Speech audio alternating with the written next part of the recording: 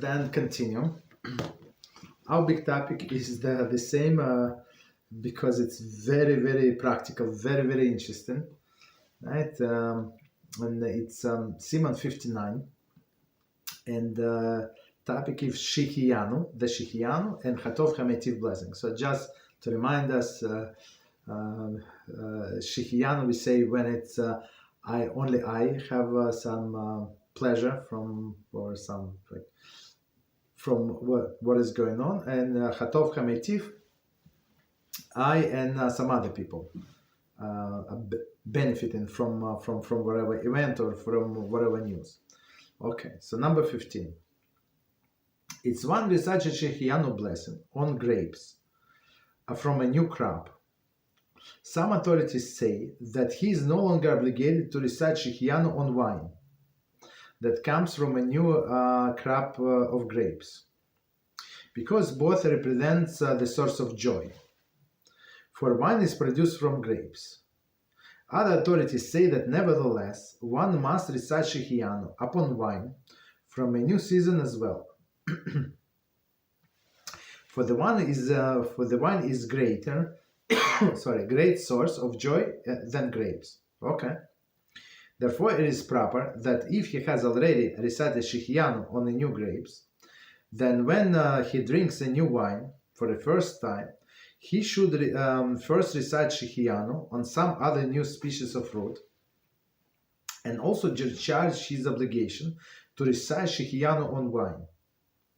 However, if he first recited Shehecheyanu on the new wine, according to all halachic authority, he does not recite Shehecheyanu blessing again on grapes. Okay, so let's stop here and try to understand what is going on. So we said before, last time we said if person is eating the new fruit of this season, right? So he hadn't eaten like from the last season, wherever, especially as we said, maybe today does not apply everywhere, but something is still in season. So even though I said last time I know only like few species that where I live the seasonal, but then I remember a few more. Like it's still possible to find some things that are available only in season. Okay, so you would say Shehecheyanu. So now we're going to the grapes. So grapes is one of the species that the land of Israel is blessed with, right? So that's different story. So let's see. If one recites Shehecheyanu blessing on grapes on a new crop, some authorities say that he no longer obligated to recite Shehecheyanu on wine. So commentators say, see further in this see for discussion wine being description of the wine being discussed. So in many instances, the way I understand, the new wine is not like a very, very good quality, right? The like older wine is better. So okay, but we said before that the fruit of the grape wine is actually wine, not the grapes, even though like it's those are two exceptions. What do we learn about exceptions? In the laws of Yom Tov, right? So in the laws of Yom Tov, when we discuss about squeezing, right? It's actually on tomorrow we're going to learn continue BeEzrat Hashem. So we were discussing the squeezing. So we said that on a biblical level, only two are forbidden. What is two is olives, right, and grapes. So all others are rabbinically forbidden. In second category, which is we said the fruits that are usually squeezed, right, which is tomatoes, oranges, others, right, and the third category, the fruits or fruits or vegetable, it's the same that never squeezed, like like cabbage, banana. Okay, so here is since that wine is more superior than the grapes. So if he already, those authorities say if he did it already on grapes, so maybe he should not do it on wine. But the second opinion is is more like I connect more with the second opinion. Okay, so let's see.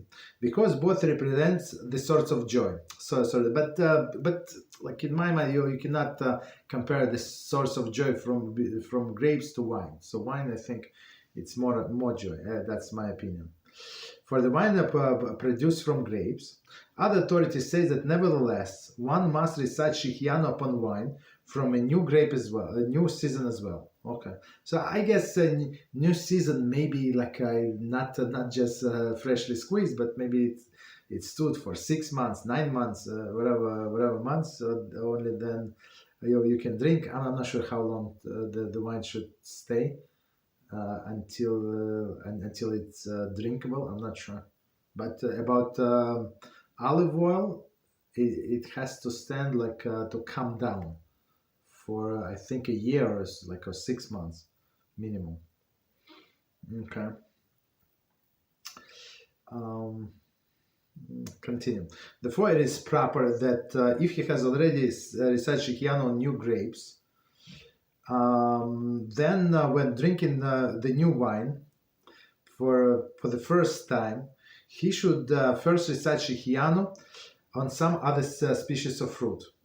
But you see, the problem is, as we said last time, like for example, in the place where I live, there are grapes all year round because they import. So I have no idea from where they import. So basically, I mean, if it's grapes in January, right? So you would say even though here is a winter, but on other countries is not. It's summer, it's I don't know, spring, it's whatever it is. It's for them it's a new season, new grapes. So you would say Shehecheyanu on these grapes constantly. Okay. So but in all country that's what it was. You would have only these grapes in season. Okay. So okay, so one more time. So he said that. So if you already said the blessing on the grapes, yeah, it's proper to say Shehecheyanu over the wine as well. So say it on something else and mean that wine should be covered. However, if he first recites Shehecheyanu on the new wine, according to all halachic authorities, he does not recite Shehecheyanu blessing on the grapes and new grapes again, because as we said, wine is more prominent than grapes. So of course the grapes are covered. Okay, and as we said, wine is a fruit of the tree. Okay, continue. So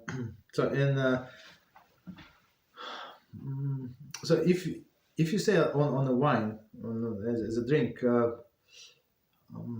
Borepricha 8. So after the fact, you don't have to recite another blessing, even though it's not proper blessing. But after the fact, you're covered. Continue. All this applies only when he drinks the wine when it is still fresh wine. It was not fully fermented. Where it is evident that the beverage is from the new wine crop. Okay. However, if he does not drink it until it has fully fermented into wine, even if he has not yet recited Shehecheyanu on new grape crop, he does not recite Shehecheyanu on wine of new crop, since the difference between the wine of a new crop and the wine of the old crop is not readily apparent. It's very interesting. Very interesting explanation. So let's that's what I thought. It's like what is the difference? So let's do one more time and we're going to explain. All this applies only when he drinks wine where it's still fresh. So fresh, like it's almost like a grape juice, and it has like a little alcohol. Like it did not ferment it completely. It's not wine. Like I mean, of course it is wine, but not the wine like we usually drink, right? So it's freshly pressed.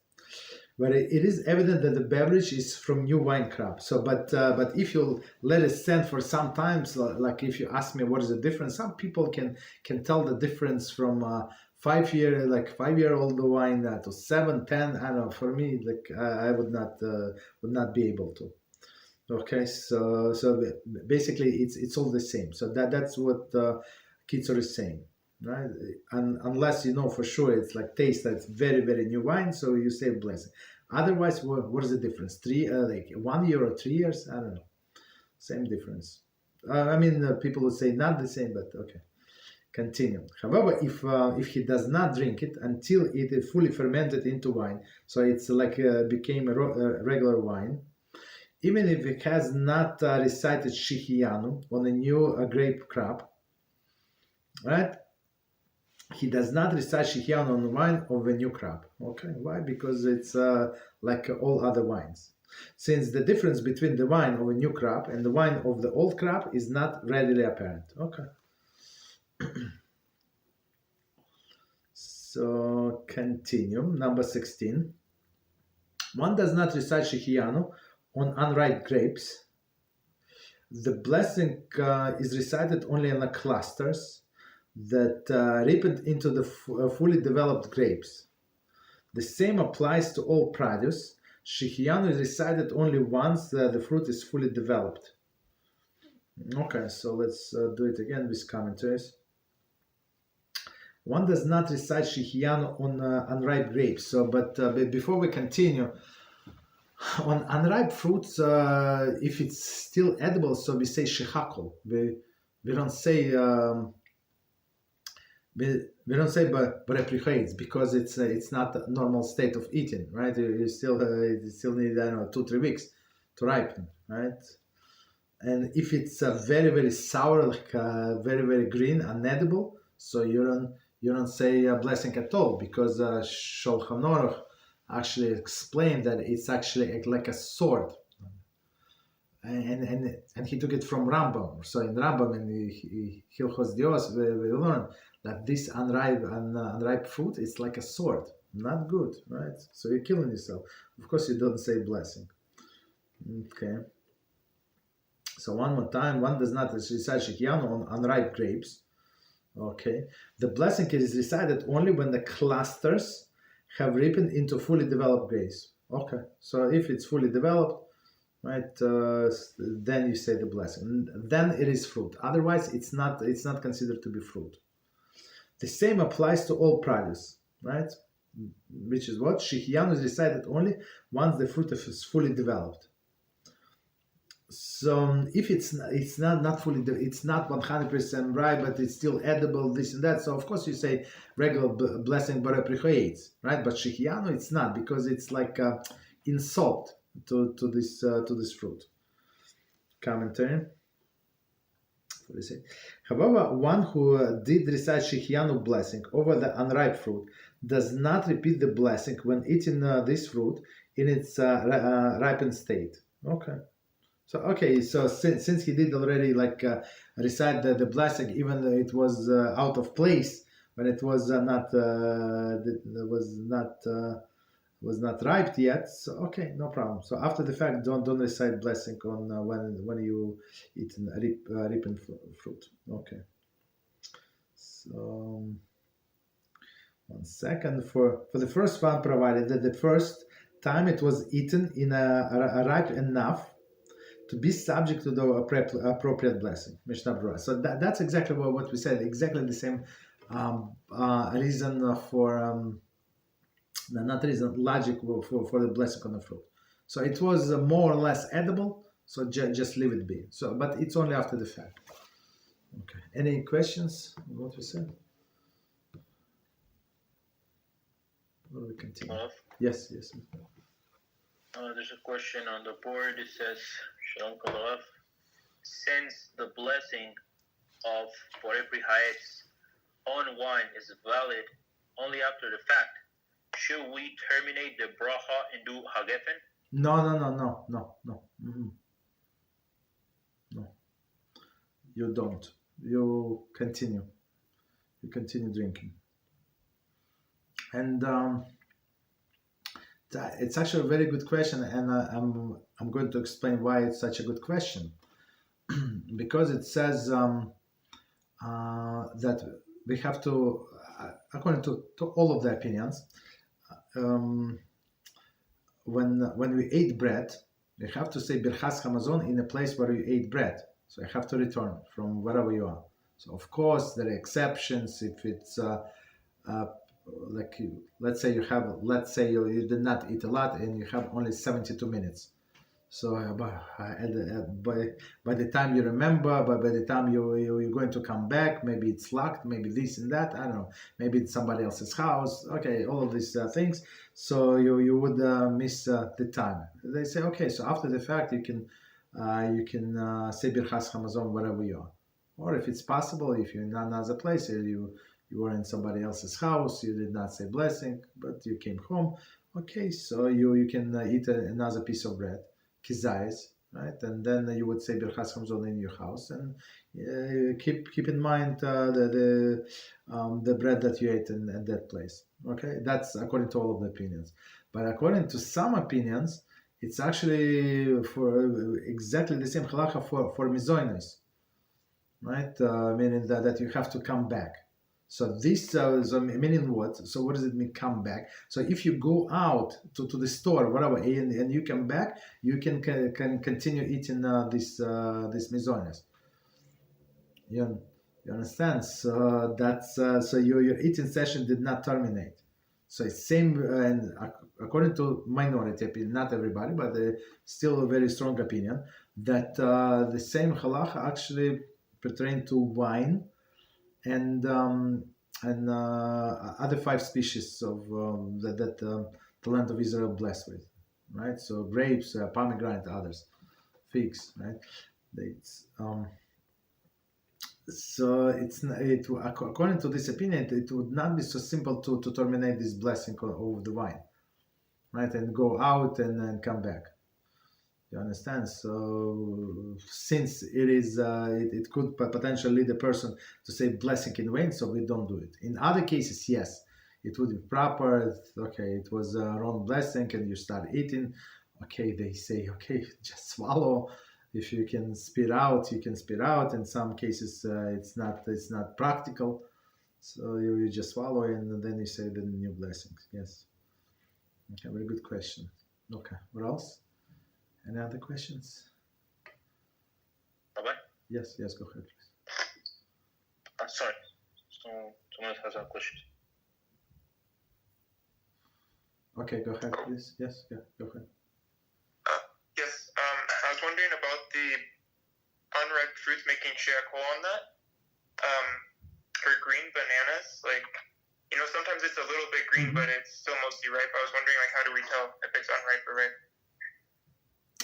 So if it's I know exactly what you're talking about. Sometimes even the yellow, and you buy from the store, but from outside the yellow, right? But when you start eating the bitter, so that's it's a different taste. It's not. I mean, it tastes something like banana, but it's not.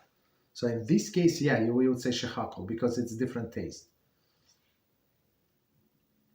You understand? It's so bitter you have to drink after that. So okay, but otherwise, if it's only a little green, so you say borei prichodama, of course. On banana we say borei prichodama, not borei prichoetz. Okay. Any other questions before we continue? Rabbi? Yes, go ahead. So, some time ago, Rabbi mentioned that if a person doesn't know the blessing over a certain food, he should not recite it, and he's still gonna get, let's say, punished, but not to a greater extent. No, what's that? Step back. I said not recite it. I said you're not allowed. It's not me. Shulchan Aruch said don't eat it. Go find Talmid Chacham. Go find somebody who knows the blessing, and learn the blessing. Until then, don't eat. That's what we said. Okay. So I never said if you don't know, don't say the blessing. So if you don't know, and that's the only food that you have, and you starve and this and that, and there's nobody to ask. Okay, you say shehecheyanu and eat. So if you don't know, but if you know that it came from the ground, let's say but meaning you don't know if it's fruit or the vegetable, right? So you can say borei prichodama just in case, and it's going to cover. So for sure it's something that grows. right? But if it's like it was like pieces of something you have no idea what is it, so you can say shehako. Yeah. So go ahead. What is it? Thank you, Rabbi. So what about this scenario when, like for example, this saying "Borepri hayetz" on wine, when we make a blessing, which is, kind of covers the food or whatever we eat it or drinking, but it's not the ideal, do we still get punished to a certain extent because of doing this? Punished. I don't think you're getting punished, but at least for sure you're losing the mitzvah, right? Yes. So go ahead. Somebody else wants to talk? Yeah, go ahead. Yes, I've used brachos.org to look up blessings, and I was looking up the blessing for fig, and they had so many choices. I got confused. I didn't know which one I was supposed to say. For fig? Yeah. It's a product of the It's tree. a tree, is it? Yes. Fig. 1 second, I have to think about it. Actually, I don't know how the figs grows. It's on a palm, so we have to look into it. So some palms, for example, banana is actually it's not considered to be tree. Like pineapples are also not tree. So maybe figs. We have to check. I don't eat figs very often, but we have to check. Right. So the definition of the tree. So just for those who were not with us when we were learning this topic, definition of the tree that something that grows from the ground and has a trunk, right? That stays over the whole winter, survives the winter, and then produce the leaves and the fruits from the same branches as the last year. That's the definition of the tree. So you think about like apple tree or something. So that's the best example. Of course, it might have a new branches, new leaves. That's understandable. But at least some of the branches actually like it's survive the winter. Same with all of the bushes, right? You have a bush, whatever, some berries, and it survive the winter, and higher than 3 tefachim, like 12 inches or so, a little less, like 10 to 11 inches, let's say, right, from the ground. It has all of the branches, right? So it's also considered to be halachically tree, but banana palm is not, right? So it grows from the ground. So I mean from inside, from the ground, and it's always like had new branches, like from like on top of the last year ones. So it's not the same. So that's why it is actually, it's not banana, like a palm is not considered to be a tree in this sense. You understand? So like what is it, like blueberry, or right? Blueberry bush is going to be a tree, and which does not look in now like understanding as a tree, and banana palm is not considered to be a tree. Raspberry is an exception. Just so like somebody asked me just recently, raspberry an exception. So we say bare prichadama is they call it a botanical anomaly. So okay, and there are a few exceptions, but all others like it's straightforward. Okay. What else? Thank you. Yeah, you're welcome. Okay, go ahead. So next, Daniel, please go ahead. No, I was just gonna say that if I may look right now, I have right here with me the Lachos of Brochos, and it has like the yes, at the end. So okay, so what did it say? Okay, this only take me 2 seconds. Okay, so at the end, the glossary, right? And this. Okay, it says fig. That says the bracha rishona is hoetz, every hoetz. and Harkonites, Alchites. Okay. So that's the different palms. So not all of the palms are the same. So that's what we said. Yeah. So but replicates. But banana is from different palm.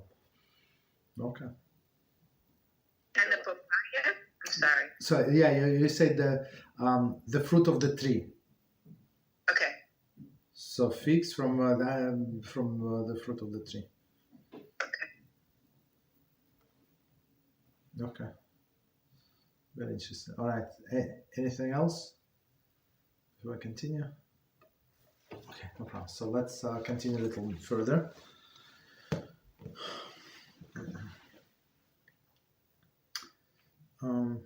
Okay, so number 17.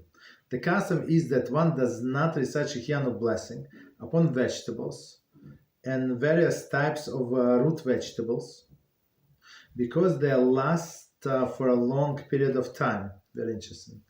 As a result of being buried in earth or sand. Additionally, they are readily available and they are also do not cause the joy as a fruit.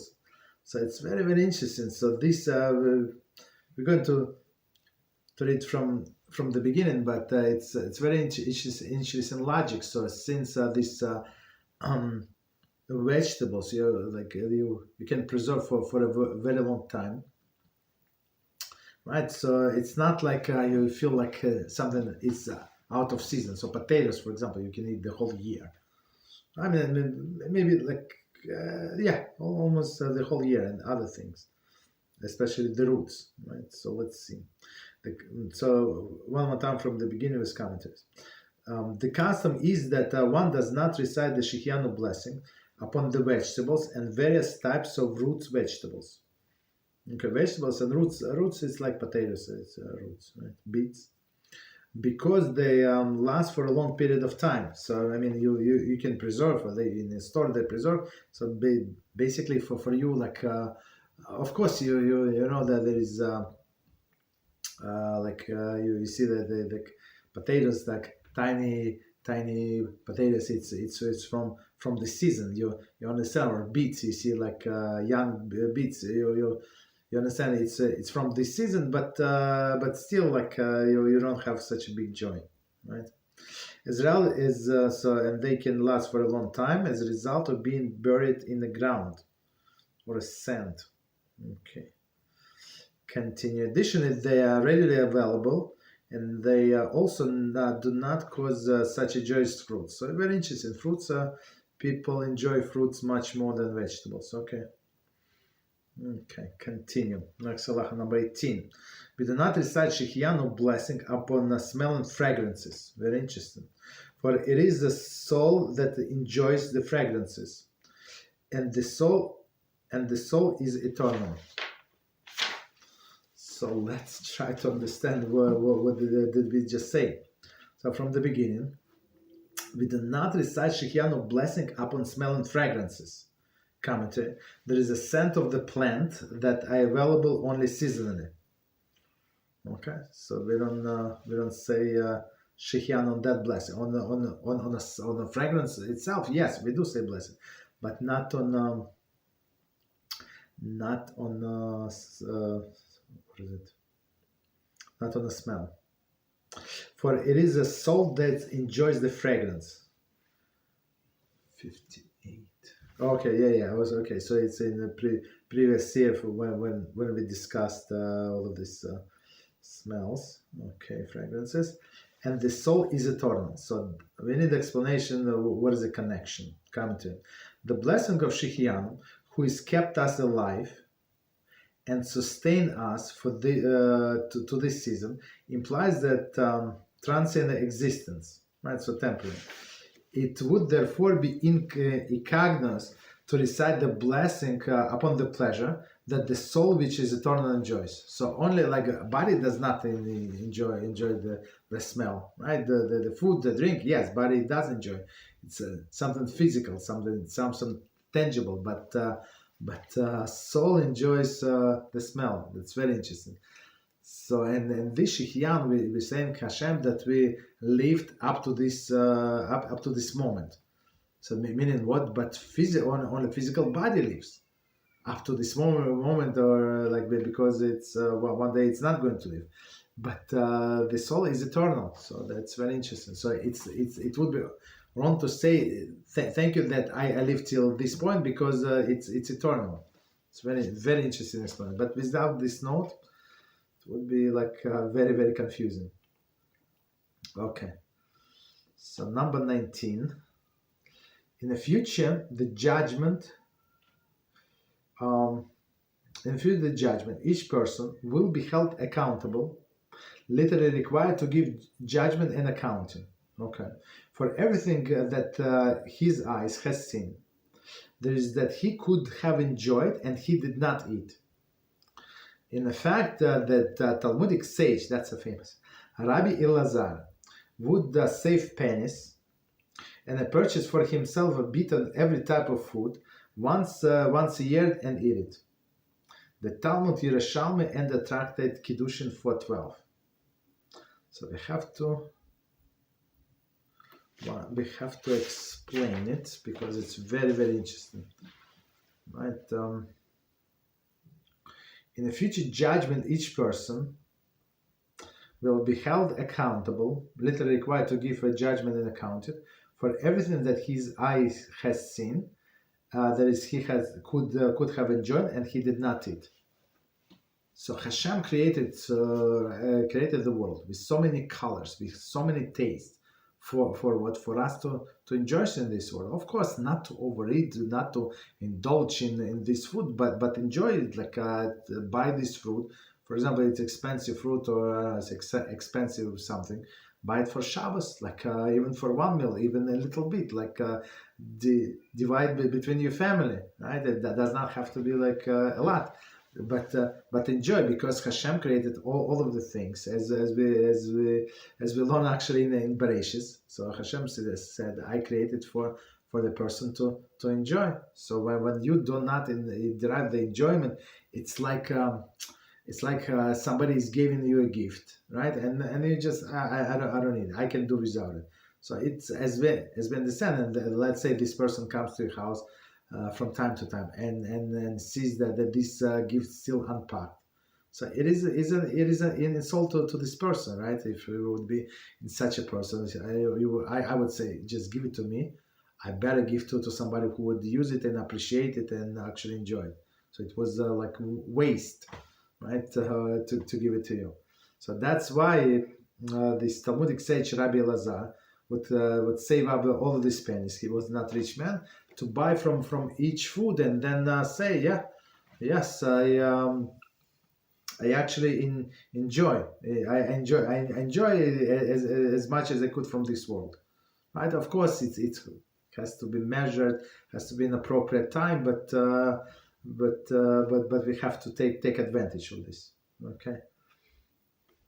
So commentary.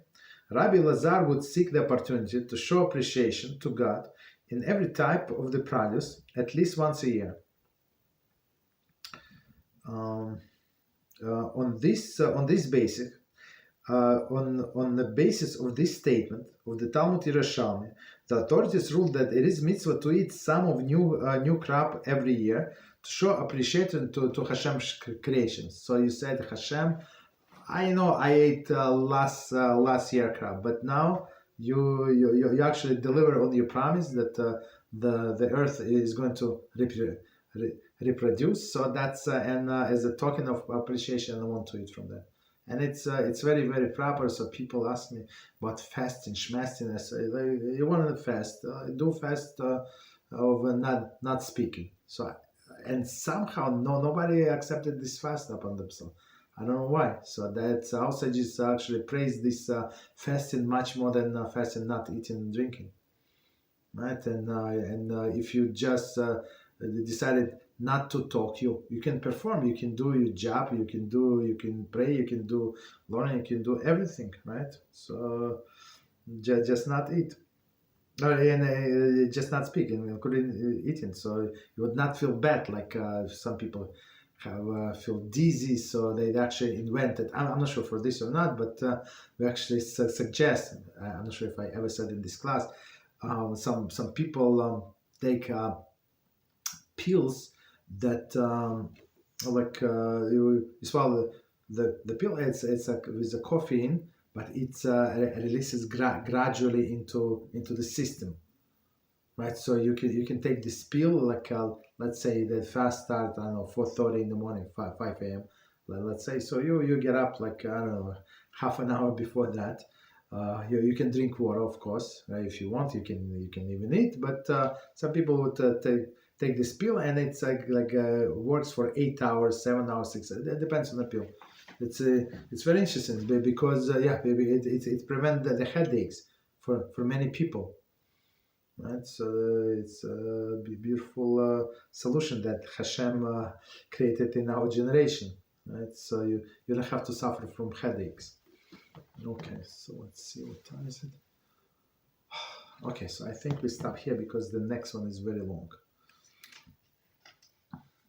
Okay, so remember that we have to enjoy whatever HaShem gives us. Okay.